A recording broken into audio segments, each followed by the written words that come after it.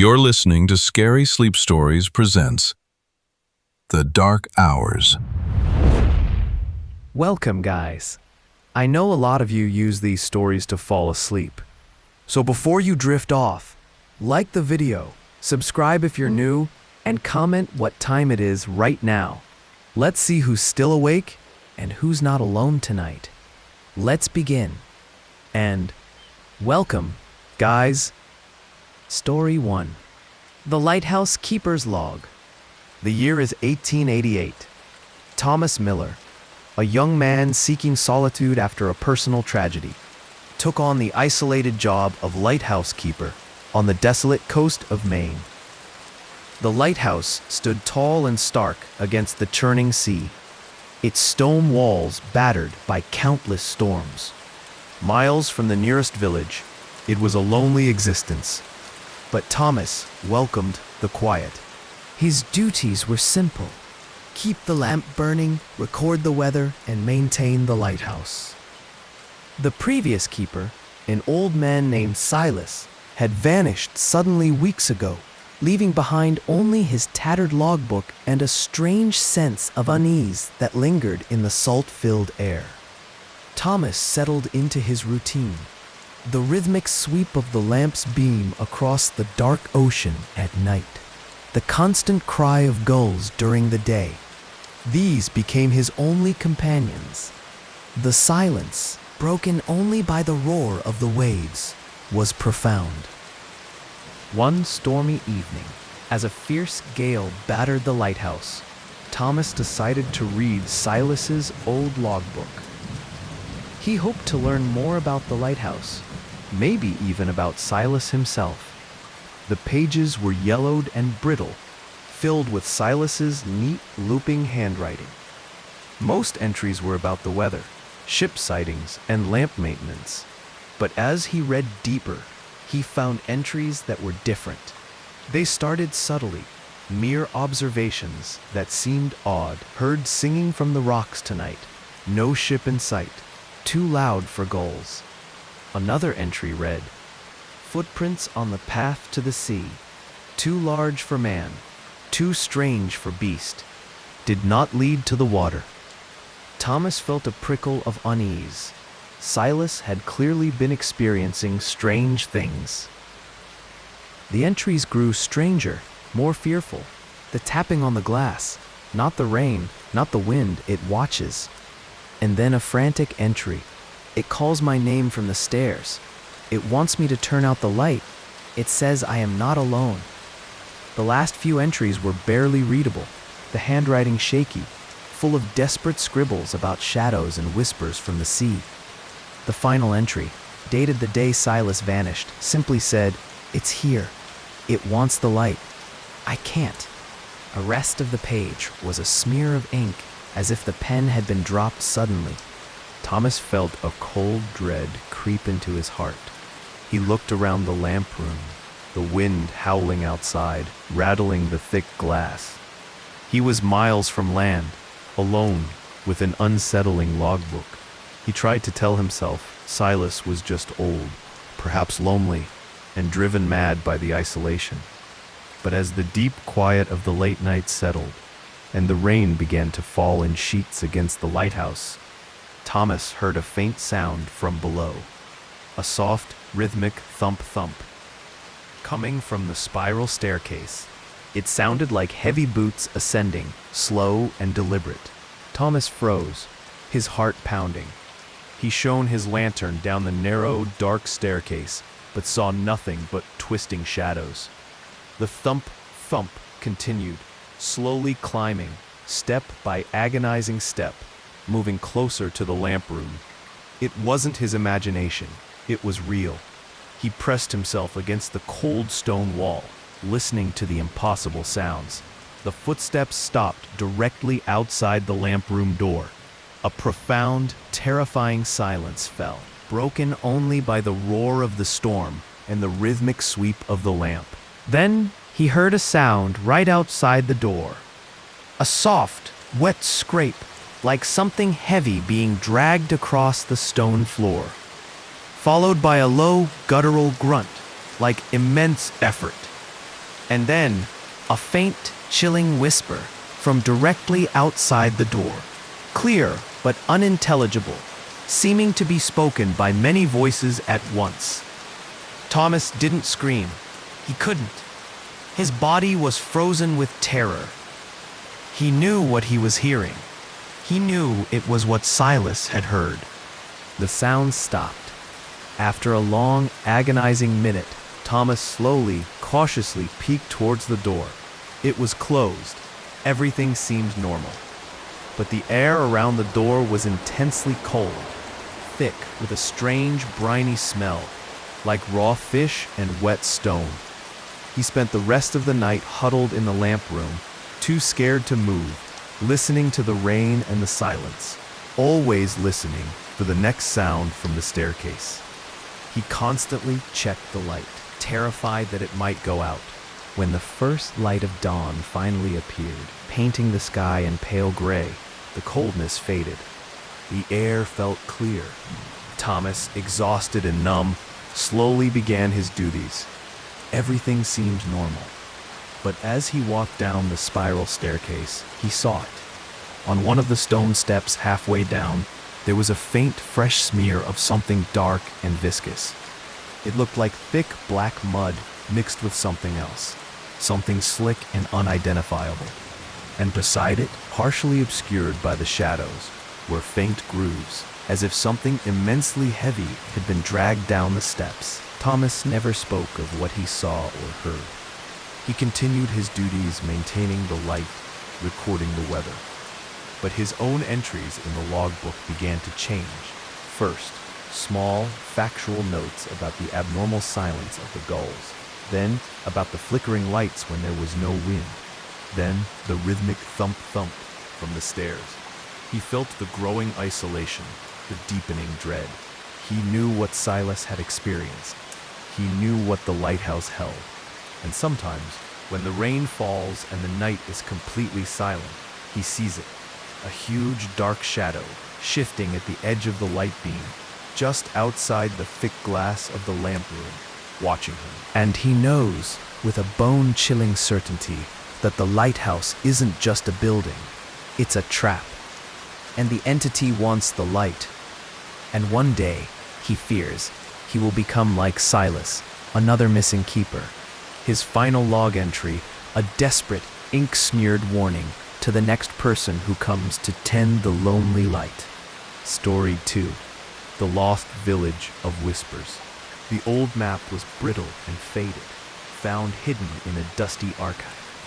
It showed a remote, unnamed valley deep in uncharted mountains, marked only with a tiny symbol and the words, Lost Village. For years, Dr. Eleanor Vance, an archaeologist specializing in forgotten settlements, dreamed of finding it. This summer, with a small team, she finally set out into the vast wilderness. The journey was long and hard, pushing through dense forests and climbing steep, rocky paths. The mountains were ancient and silent, their peaks touching the clouds. After days of hiking, guided only by the faded map, they finally found it. A hidden valley, even deeper and more secluded than they had imagined. And in its center, nestled amongst overgrown trees, were the remains of a village. Crumbling stone walls, collapsed roofs, pathways swallowed by moss. It was utterly silent, as if frozen in time. Eleanor's team set up their base camp outside the village, filled with excitement.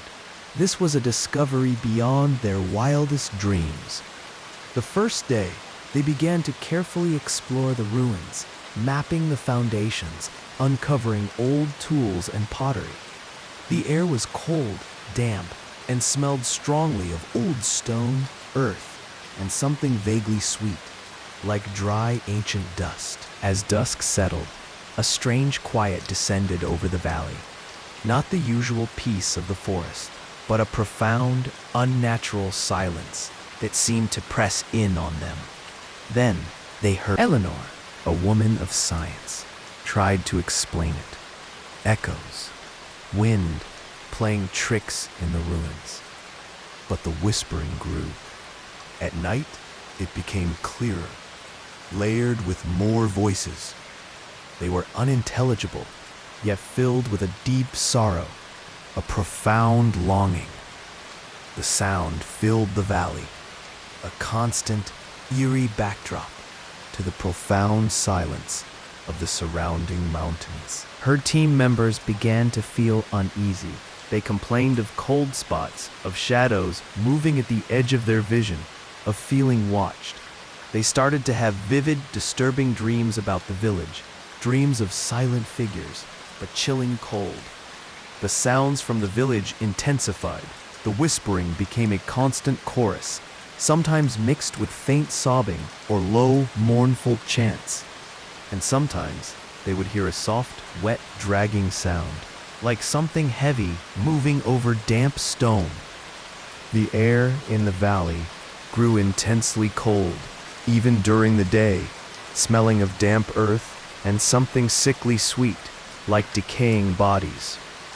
One particularly dark night, the sky was completely covered by thick clouds, hiding the moon and stars. The rain began to fall softly, a steady drumming on their tents. But even through the rain, the whispers intensified. They were no longer soft and musical. They were sharp, insistent, filling their heads, pressing against their minds. They had taken on a new tone, more urgent, more demanding. It felt like a direct command. And then they saw it. From within the crumbling ruins of the village, a faint, sickly green glow began to pulse, lighting up the ancient stones in an eerie light. It grew stronger, pulsing with the whispers, and began to spread slowly outwards towards their camp. As they stared, paralyzed, translucent figures began to coalesce from within the green glow. They were countless, tall, impossibly thin, swaying slowly, their forms indistinct like smoke. They were the inhabitants of the lost village, transparent and shimmering, rising from the stones, from the earth. And they were moving, slowly, rhythmically towards their camp, their many arms stretched out. The whispers became a deafening roar, a symphony of countless voices crying out all at once. It filled their heads, drowning out their thoughts, drowning out the sound of the rain. It was a single, unified cry, so powerful it made their bodies vibrate, resonating with something deep within them. And they heard words. Not spoken words, but thoughts, clear as a bell, transmitted directly into their minds by the overwhelming sound. They were simple, ancient, and filled with an aching loneliness. We are forgotten. Join us. Be remembered. Eleanor and her team screamed, a raw, desperate sound. They turned and ran, scrambling blindly through the dense forest, crashing through bushes, stumbling over roots and rocks, away from the glowing village, away from the transparent figures, away from the horrifying truth of the valley. They ran until their lungs burned, their legs ached, their bodies shaking with terror. They didn't stop until they burst out of the trees onto a paved road miles away, collapsing onto the ground, gasping for breath. They never went back to that valley. They abandoned their research, their maps, their equipment. Eleanor quit archaeology. She avoids quiet places now, seeking the constant noise of the city, the comforting presence of crowds. But sometimes, when the rain falls and the night is completely silent, she hears it. A low, soft humming, a wordless, sorrowful melody, rising from somewhere deep within her own throat. And sometimes, she sees them. Faint, transparent figures swaying at the edge of her vision, their arms stretched out, whispering. And she knows, with a bone-chilling certainty, that the lost village isn't just a ruin. It's a vast, living grave. And the figures aren't just spirits. They are its forgotten residents. Story 3. The Old Mine's Hum. Liam was an urban explorer, always looking for forgotten places. His latest find was an old, abandoned mine on the edge of a vast forest. Locals warned him to stay away, muttering about bad luck and strange sounds. But the thrill of discovery was too strong. The mine entrance was a gaping black hole in the hillside, surrounded by crumbling wooden supports and rusty tools. It smelled of damp earth and old metal.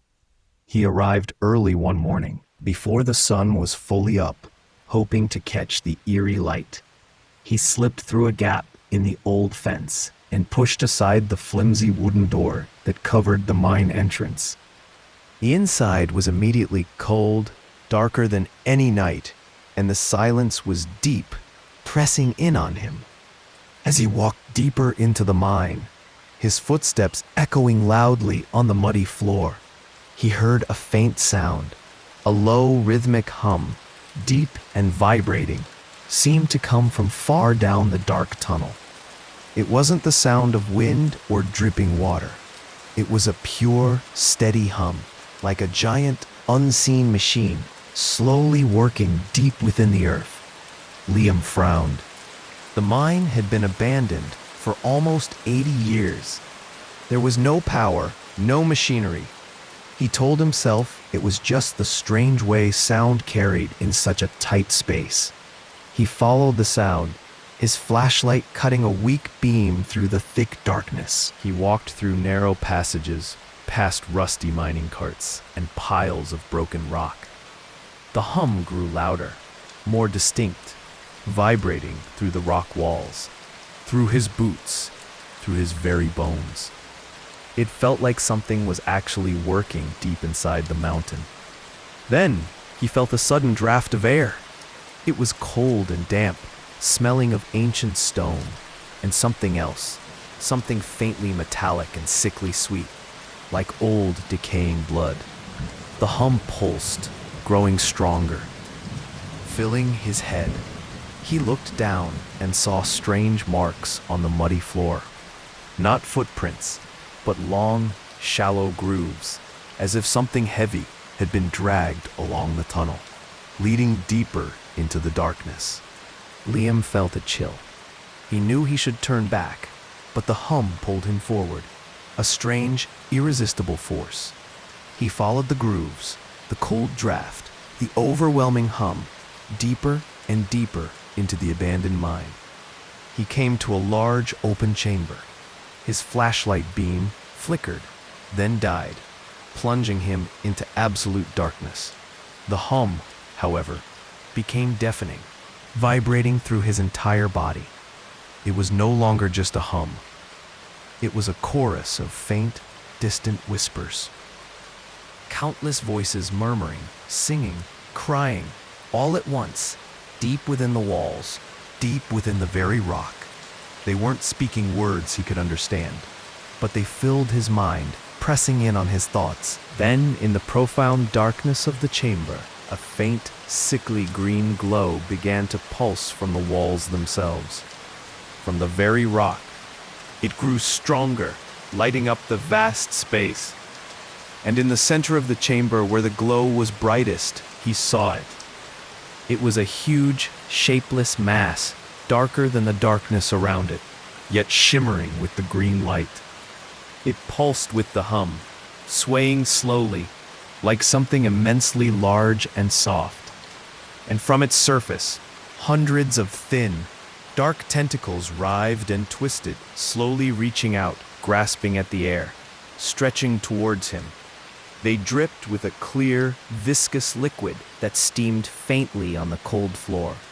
Liam screamed, a raw, terrifying sound swallowed by the hum. He turned and ran, scrambling blindly through the absolute darkness, crashing into tunnel walls, tripping over unseen obstacles. He could feel the cold, damp tentacles brushing against his back, his legs, the faint slithering sound of them following him. The chanting whispers from the walls grew frantic, desperate.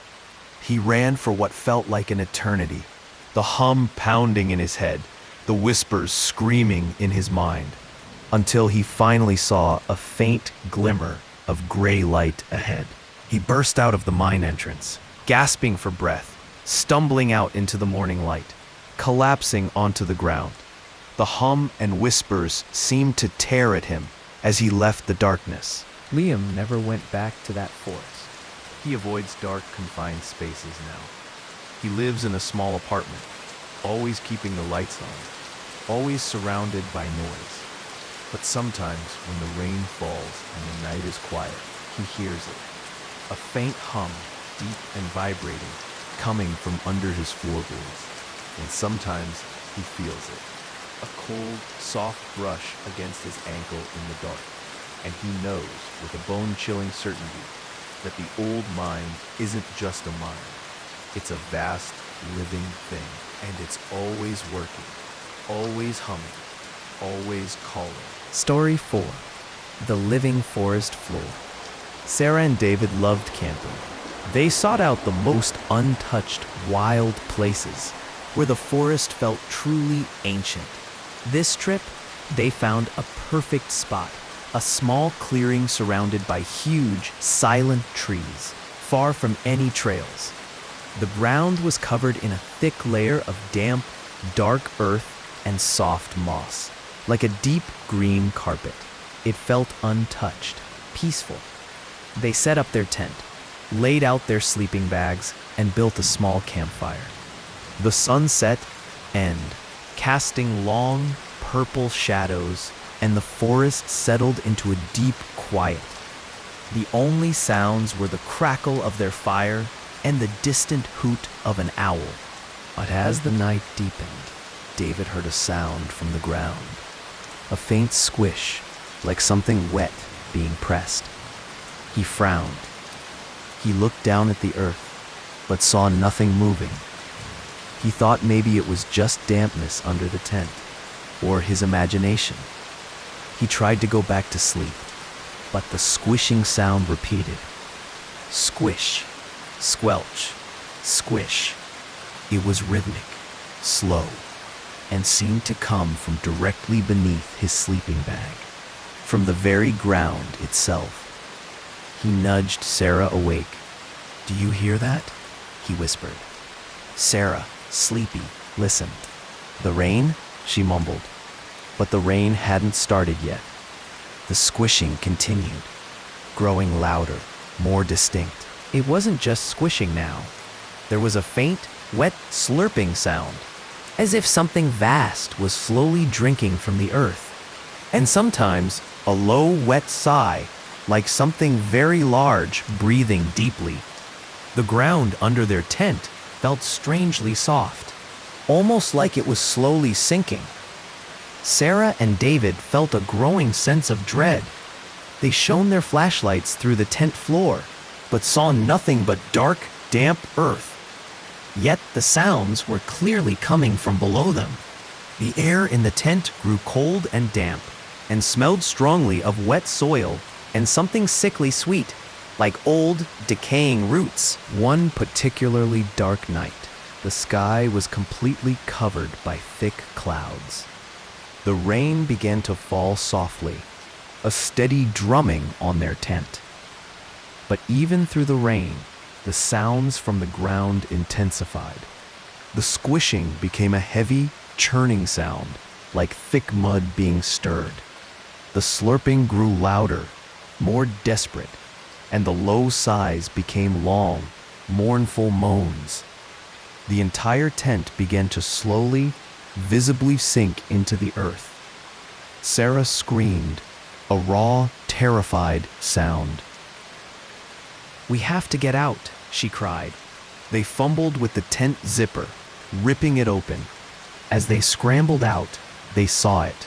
The ground around their tent was moving. The thick layer of earth and moss was no longer still. It was slowly, deliberately rippling like a vast, muddy sheet. And beneath the moss, faint, sickly green lights pulsed, lighting up the ground in an eerie glow. The whole clearing was alive. As they watched, horrified, A portion of the ground near their fire pit began to swell upwards slowly. It stretched, the moss and earth tearing, revealing something dark and wet underneath. Not rock, not soil, something vast and living. And from the opening, a faint, dark tentacle, thick and slimy, slowly rose, grasping at the air, dripping dark mud. David grabbed Sarah's hand. "Run!" he yelled. They ran, scrambling through the forest, slipping on the wet, squishy ground, the terrifying squelch of the forest floor moving beneath their feet. They could hear the loud, wet slurping sound, closer now, behind them. They felt the ground trying to pull at their ankles, trying to drag them down. They ran until they were completely exhausted, their lungs burning. They finally burst out of the trees onto a narrow paved road, collapsing onto the ground. The squishing and slurping sounds faded, replaced by the normal sounds of the distant road. Sarah and David never went camping again. They avoid forests, especially quiet ones. They live in a small house with a concrete yard now, never stepping on soft earth. But sometimes, when the rain falls and the house is completely quiet, they hear it. A faint squish, squelch, coming from beneath their house, from the very earth below. And sometimes they feel it. A soft, strange vibration rising through their floor, like a vast, unseen heartbeat. And they know, with a bone-chilling certainty, that the forest floor isn't just earth. It's a vast, living thing, and it's always hungry, always drinking, always waiting for something new to pull down into its depths. Story 5. The Ghost Light Cabin. Maria and her friends Alex and Ben loved adventure. They heard about an abandoned cabin deep in the wilderness, miles from any road. It was rumored to be a simple, run-down place, used by old prospectors. They decided to hike out and explore it, hoping for some unique photos. The hike was long and tiring, but exciting. They pushed through thick woods, climbed over rocky paths, and followed old, faint trails. Just as the sun was setting, casting long, dark shadows, they found it. A small wooden cabin, its porch collapsing, its windows shattered. It looked old, forgotten, like something out of a dream. They approached it carefully, their footsteps quiet on the damp earth. As they got closer, they saw something odd. From inside the cabin, from one of the shattered windows, a single, soft, yellow light shone. It was dim, flickering like an old oil lamp. Maria frowned. The cabin was abandoned. No one should be inside. They looked at each other, confused. Maybe someone else had found it. A squatter, a new explorer. Alex, the bravest, pushed the front door open further. The light inside vanished. The cabin was plunged into total darkness. They cautiously stepped inside, shining their flashlights around. The cabin was empty. Just dust, broken furniture, and the smell of damp wood. There was no lamp, no power, no sign of anyone. They explored every room, every corner, nothing. The light had simply vanished. They decided to camp outside the cabin, too tired to hike back in the dark. As night settled, the rain began to fall softly, drumming on their tent. And then they saw it again. From inside the cabin, that same single, soft, yellow light appeared again, shining from a different window this time, on the opposite side of the cabin. It pulsed faintly. Maria, Alex, and Ben stared at it, wide-eyed. It was impossible. The cabin was empty. The light had no source. Yet it was there.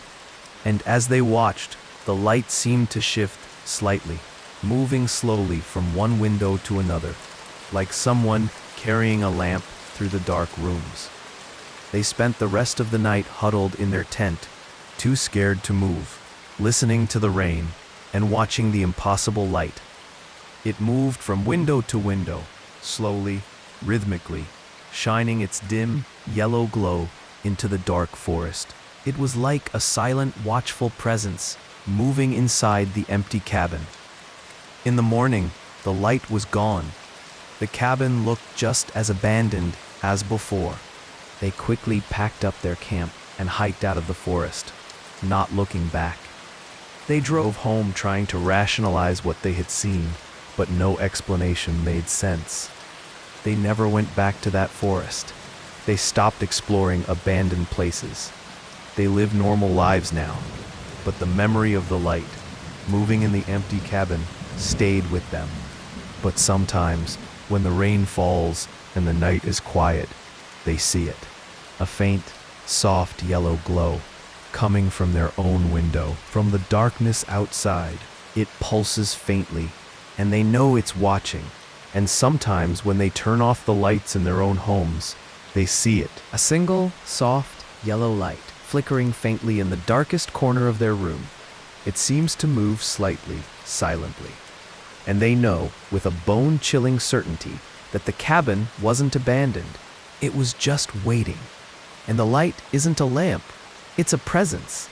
And it found its way out of the forest. And now it follows them, always watching, always moving, always shining its dim, yellow glow, reminding them that they are never truly alone in the dark. Story 6. The hidden trail. David loved to explore. He always looked for unmarked paths, forgotten roads, anything that promised a new discovery. This time, he was hiking alone in a vast old forest, miles from any marked trails. He pushed through thick bushes, climbed over fallen logs, and navigated by the sun, enjoying the challenge. One afternoon, just as the rain began to fall softly, making the leaves glisten, he found it. A faint trail, barely visible, winding between two massive moss-covered boulders. It wasn't on any map he had. It looked untouched, ancient. His heart pounded with excitement. A true discovery. He followed the hidden trail, his boots silent on the soft, damp earth. The trees grew closer together here, their branches intertwining, blocking out most of the sky. The air grew cold, even though it was a warm day, and smelled strongly of damp earth and something vaguely sweet, like old, damp leaves. The silence here was profound, deeper than any silence he had ever known, broken only by the soft patter of the falling rain. He hiked for hours along the hidden trail, but it seemed to go on forever, winding deeper and deeper into the unknown. The trees looked increasingly strange, their trunks twisted into unnatural shapes, their branches growing downwards. The ground itself seemed to ripple faintly as he walked, like soft water. He felt a growing sense of unease. This wasn't just a forest. This was something else. Then he started seeing things in the trees, faint, almost invisible shapes, like transparent figures, swaying gently among the branches. They were indistinct, ghostly, and always just at the edge of his vision. They seemed to be moving with the trees, flowing with the forest. And sometimes he heard faint whispers, too soft to understand, yet seeming to come from every direction at once, carried on a breeze that wasn't there. The hidden trail began to change. The ground under his feet became strangely soft, almost spongy. It squished faintly with each step, and sometimes he felt a strange, cold vibration rise through his boots, a low thrumming that seemed to come from deep within the earth itself. The trees themselves seemed to lean in, their ancient branches forming a dark, watchful tunnel around him. He felt a creeping sense of dread. He tried to turn back, but the trail behind him had vanished. The path he had just walked was gone, replaced by thick, impassable forest. He was trapped on the hidden trail, moving forward into the unknown. One afternoon, the sky grew dark, and the rain began to pour down, heavy and cold. David stumbled forward, exhausted and terrified. He was no longer walking on earth. The ground had become a shimmering, black surface, like dark glass, reflecting the twisted trees and the low, dark sky. He was walking on a lake of pure darkness, and then he saw them. In the distance, at the end of the hidden trail, a single glowing light. It was a soft, pulsing red light coming from a huge, ancient tree that stood alone on the shimmering surface.